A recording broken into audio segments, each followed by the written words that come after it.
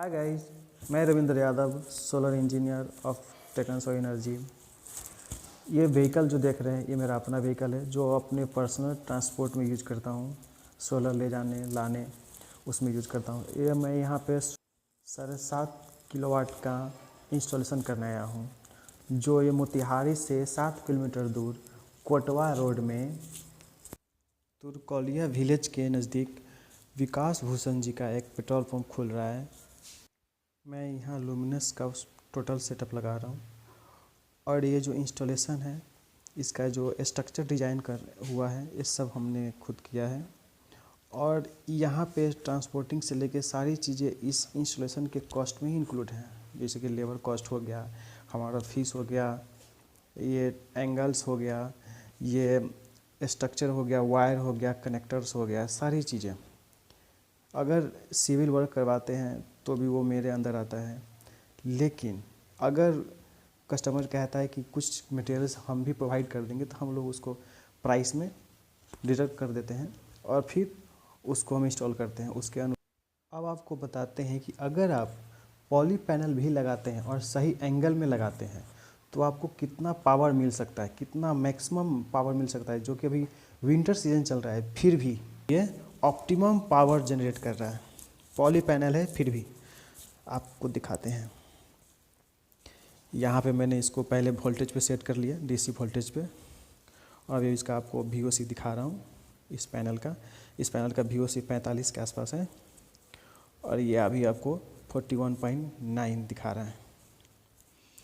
और अब इसको हम DC एम्पियर पे सेट करते हैं और इसका एम्पियर आपको दिखाते हैं। इसका एम्पियर लगभग 7.5 के आसपास है, 7.5 से ऊपर ही है, जो कि आप इससे आप निकाल सकते हैं कि वोल्टेज इनटू एम्पियर कीजिए, पता चल जाएगा कि आपको 300 से प्लस है। आप इसका VOC देख सकते हैं और आप दूसरे पैनल का भी चेक करा के दिखा देते हैं। दूसरे पैनल का भी उसी के आसपास आएगा, दूसरे पैनल का भी एम्पियर दिख रहा है आपको 7.5 है और उसका VOC भी उसी के रेंज में रहता है, थोड़ा बहुत एक पॉइंट कम है इसमें। और इसका जो स्ट्रक्चर है, क्योंकि चूँकि मुझे यहाँ पे 20 पैनल इंस्टॉल करना था और स्पेस का यूटिलाइजेशन भी करना था और बाद में मेंटेनेंस के लिए आदमी आ जा सके इस इधर से उधर, तो छोटा सा जगह भी छोड़ना था।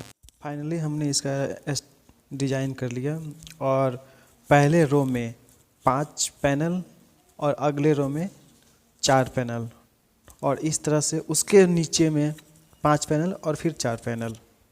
अब हम आपको दिखा देते हैं, जैसे कि मैंने पिछले बार बताया कि इसका लैटिट्यूड एंगल आपको हम दिखाने वाले हैं, जो इसलिए इससे पहले वीडियो में नहीं दिखाता था। जो देख रहे हैं 26 डिग्री दिखा रहा है, क्योंकि बिहार में जो लैटिट्यूड एंगल है सोलर इंस्टॉलेशन का वो 26 डिग्री, 26 और 27 के बीच में रहना चाहिए। बट हम लोग जनरली 20 के ऊपर ही रखते हैं, क्योंकि कहीं कहीं जो होता है उसके डिज़ाइन के अनुसार हमको स्ट्रक्चर का लैटिट्यूड एंगल नहीं मिल पाता है और धूप का प्रॉब्लम होता है, कहीं कहीं छाँव का प्रॉब्लम आ जाता है, कहीं कहीं हाइट का प्रॉब्लम आ जाता है, तो इसके वजह से हम उसका मेंटेन नहीं कर पाते। लेकिन फिर भी हम 20 के से लेके 26 के बीच में ही उसका लैटिट्यूड एंगल रखते हैं। मैं यहाँ मेरा पूरा स्ट्रक्चर बन के रेडी हो गया है और इंस्टॉलेशन भी हो गया है। अभी मेरा मॉर्निंग का टाइम है, मेरा ये दूसरा दिन काम चल रहा है। अब नीचे में मैं फाउंडेशन कर रहा हूँ और इसके बाद वायरिंग का काम चलेगा। जैसे कि देख रहे हैं कि मेरे लेबर लोग पूरा फाउंडेशन भी कर चुका है और पाँव के ढाल चुका है, क्योंकि कस्टमर का कहना था कि हमको छत में होल नहीं करवाना है तो उसको सिविल स्ट्रक्चर ही करवा देना। और यहाँ पे उनका जेनसेट लगा हुआ है। अभी इनका सिविल का वर्क ही चल रहा है और इसी 14 तारीख को उनका ओपनिंग था, इसलिए ये लोग फास्टली काम करवाना चाहते थे और हमने कर भी दिया है टाइम पे। अब मैं यहाँ पे इसका वायरिंग करने जा रहा हूँ। चूँकि यहाँ टोटल पैनल 20 है और हमको इन्वर्टर का जो VOC है उसको मैच करके रखना है, उसी के रेंज में रखना है, इसलिए हमको 5-5 का सीरीज करना पड़ेगा और देन उसका पैरेलल। तो अभी मैं वायर की कटिंग कर रहा हूँ और उसके बाद उसका सीरीज करूँगा और फिर पैरेलल करूँगा, चूँकि इस जो इन्वर्टर है उसका VOC 160 से 260 के रेंज में है, तो हमको ये जो इस तरफ 2 पैनल देख रहे हैं उसको इस लास्ट के 3 पैनल से सीरीज करूँगा और इधर से 5-5 का सीरीज करते हुए आऊँगा। आप लोग सोच रहे होंगे कि इसका इंक्लिनेशन कैसे डिसाइड करते हैं। तो हम जब इसका डिज़ाइन करते हैं तो उसी टाइम पे हम इसका इंक्लिनेशन डिसाइड करते हैं कि इसको हम जहाँ पे इंस्टॉल करने जा रहे हैं वहाँ पे उसका लैटिट्यूड एंगल क्या होने वाला है और उस वहाँ का स्पेस कितना यूटिलाइज करना है, उसके अनुसार हम लोग पहले इसका मापदंड तैयार कर लेते हैं और फिर उसका यूटिलाइजेशन कर देते हैं और फिर स्ट्रक्चर डिज़ाइन करके हम डायरेक्टली साइट पर पहुँचते हैं और जितना हो सके कम से कम टाइम में उसका इंस्टॉलेशन करके हम लोग वहाँ से चल देते हैं और कस्टमर को खुश करके जाते हैं। सारी चीज़ें उनको समझा करके कि कैसे इसको ऑपरेट करना है। बाद में अगर कोई प्रॉब्लम भी आता है तो आप हमसे संपर्क कर सकते हैं, हम उनको वीडियो द्वारा गाइडलाइन करते हैं या फिर अगर ज़रूरत पड़ता है तो हम लोग डायरेक्टली उनके पास पहुँचते हैं एक दिन का टाइम निकाल करके और फिर उनको गाइड दे करके फिर हम लोग वहाँ से चले आते हैं। जैसे कि मैंने बताया कि 5-5 का सीरीज करना है और देन उसका पैरेलल करना है, तो पहले 5 का सीरीज मैं कर चुका हूँ, ये आप देख रहे हैं, और ये उसका कनेक्शन ओके हो गया। और अब नीचे वाले का कनेक्शन दिखा रहे हैं कि जो पहला 2 पैनल है उसको इस ऊपर वाले से जोड़ेंगे और उसका सीरीज हो जाएगा। आप लोगों में से कुछ लोगों का कमेंट आता है कि सर हमको एक इन्वर्टर लगाना है और उसमें हम पैनल का कनेक्शन कैसे करें, या फिर बैटरी का कनेक्शन कैसे करें, या फिर जो हम इन्वर्टर लगा रहे हैं उसका VOC क्या है, उसका उस इन्वर्टर का जो कनेक्शन है वो पैनल के साथ कैसे करें।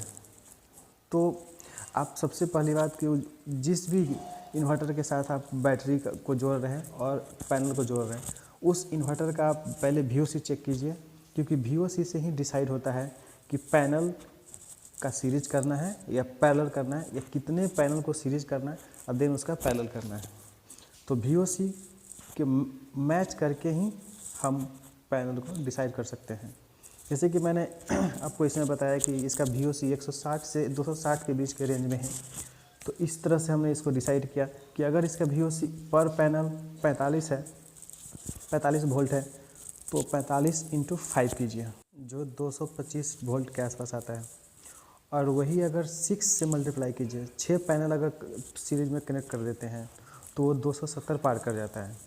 इसलिए हम 6 को कनेक्ट नहीं कर सकते, और अगर 6 को कनेक्ट भी कर देते स्टार्टिंग से तो फिर हमको लास्ट में 2 पैनल बच जाता, फिर उसको हम उसके साथ कनेक्ट नहीं कर पाते। इसलिए हमने फिर से डिसाइड किया कि इसको 5-5 का अगर सीरीज करते हैं और देन चारों का एक साथ पैरेलल कर देते हैं तो हमारा VOC भी मैच कर जाएगा। इस तरह से आप भी डिसाइड कर पाइएगा कि हम पैनल का कनेक्शन उस इन्वर्टर के साथ कैसे करें। बाकी अगर आपको कोई डिफ़िकल्टी आती है कनेक्शन में तो आप हमसे हमेशा की तरह संपर्क कर सकते हैं। मेरा नंबर तो आपको पता ही है, मैं आपको डिस्क्रिप्शन में दे दूंगा, और मेरा चैनल चेक कर सकते हैं। और कृपया लाइक एंड सब्सक्राइब ज़रूर करें और ज़्यादा से ज़्यादा शेयर करें और अपना कमेंट हमें ज़रूर दें ताकि हमको पता चल सके कि आप लोगों को क्या डिफ़िकल्टी आ रही है। अगर मेरे वीडियो में अगर आपको कोई भी त्रुटि दिखता है तो आप हमें ज़रूर सजेस्ट करें। हम आप लोगों से विनती करते हैं कि हमारा जो चैनल है उसको सब्सक्राइब ज़रूर करें और कमेंट ज़रूर करें ताकि हमको पता चल सके कि आप लोग हमारा वीडियो देख रहे हैं तो उसको आपको पसंद आ रहा है या नहीं आ रहा है, हमको इसी से पता चलेगा। और अगर पसंद नहीं आ रहा है तो क्या कारण है, इसके लिए हमें कमेंट ज़रूर करें। हम उसको फुलफ़िल करने की कोशिश करेंगे, आप लोगों की कमी को दूर करने की कोशिश करेंगे। हमारी जो भी बातचीत होगी आप डायरेक्टली कॉल से भी कर सकते हैं और कमेंट से भी कर सकते हैं। और उसके अलावा भी अगर आप हमसे अगर सोलर लगवाना चाहते हैं या आपके एरिया में किसी को कोई डिमांड है, हम ऐसे पूरे बिहार में सप्लाई करते हैं। आउट ऑफ स्टेट तो नहीं कर रहे हैं, बट मेरा जो इंस्टॉलेशन है पूरे बिहार में, और किसी भी तरह की कंपनी का, जैसे कि लुमिनस हो गया, लूम हो गया, वाड़ी हो गया, विक्रम हो गया, UTL हो गया, एक्साइट हो गया, लिव फास्ट हो गया, सारी तरह का पैनल हमने लगाया है, सारी तरह का बैटरीज हमने लगाया है, सारी तरह का इन्वर्टर्स हमने लगाया है। हर तरह के रूफ टॉप का इंस्टॉलेशन हमने किया है, जो आपने देखा भी है। बहुत से लोगों का डिमांड होगा कि मुझे नॉर्मल इन्वर्टर ना हो करके हमको हाइब्रिड इन्वर्टर हो, जो कि सोलर से चार्ज हो जाए, लाइट रहे ना रहे, बैटरी लगा रहे ना लगा रहे, ऑन ग्रिड ऑफ ग्रिड और विदाउट बैटरी भी वर्क करे, वो भी इन्वर्टर है मेरे पास, जैसे सेल्कोनी का हो गया, फोकोस का हो गया। जैसे कि सेल्कोनी का तो अभी लेटेस्ट है जो मैं अधिकांशतः हर जगह इंस्टॉल कर रहा हूँ, और फोकोस की बात है वो भी न्यूली है, जो जर्मन की कंपनी है, उसका भी मैं वेंडर बना हूँ और पूरे बिहार में उसका इंस्टॉलेशन करना स्टार्ट कर रहा हूँ। तो आप उसके लिए भी आप संपर्क कर सकते हैं, अभी एकदम लेटेस्ट ब्रांड है। और रही बात बैटरीज की, तो अब किसी भी कंपनी का बैटरी आप हमसे ले सकते हैं। ये लाइटिंग अरेस्टर मैंने लगाया है क्योंकि अधिकांशतः जो गांव का एरिया होता है वहाँ पे लाइटिंग जो ठनका बोलते हैं उसका इफ़ेक्ट ज़्यादा रहता है। तो हमने इनको सजेस्ट किया और इन्होंने बोला कि ठीक है हम इंस्टॉल करवाएंगे, तो हमने इसका इंस्टॉलेशन कर दिया है। अब इसमें वायर कनेक्ट करने वाला यहाँ पे 2 जगह, और ये जा करके यहाँ पे इसके नीचे में अर्थिंग कर रहा हूँ, तो वहाँ पे अर्थिंग में जाके इसका कनेक्ट हो जाएगा। और जैसे मैं बता रहा था कि आप हमसे संपर्क कर सकते हैं किसी भी तरह के इन्वर्टर्स, बैटरी और पैनल्स के लिए, और कहीं भी इंस्टॉल करवाने के लिए मेरा टीम आपसे संपर्क करेगा, या आप डायरेक्टली हमसे संपर्क कर सकते हैं। यहाँ पे अर्थिंग होने वाला है, वो आप आगे देख लीजिएगा। ये 4 पिन, जैसा मैंने बताया था कि आपको कि चारों जो 5-5 का सीरीज़ किया था उसका एक जगह पैरेलल करेंगे, तो 4 इन 1 आउट कनेक्टर के थ्रू इसको हम पैरेलल कर दिए हैं। ये माइनस इंड है और वो जो दिख रहा है वो प्लस इंड है, यहाँ से प्लस निकलेगा। ये रेड चिन्ह दिखा रहा है प्लस। कई लोगों का ये भी कहना होता है कि सर आप फाउंडेशन छत में क्यों नहीं करते, सिविल वर्क से ज़्यादा आप लोग काम करते हैं।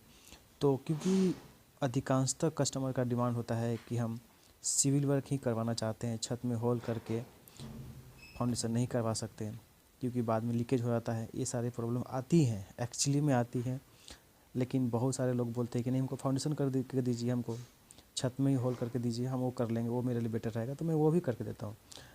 एज कस्टमर डिमांड हम लोग फुलफ़िल करते हैं।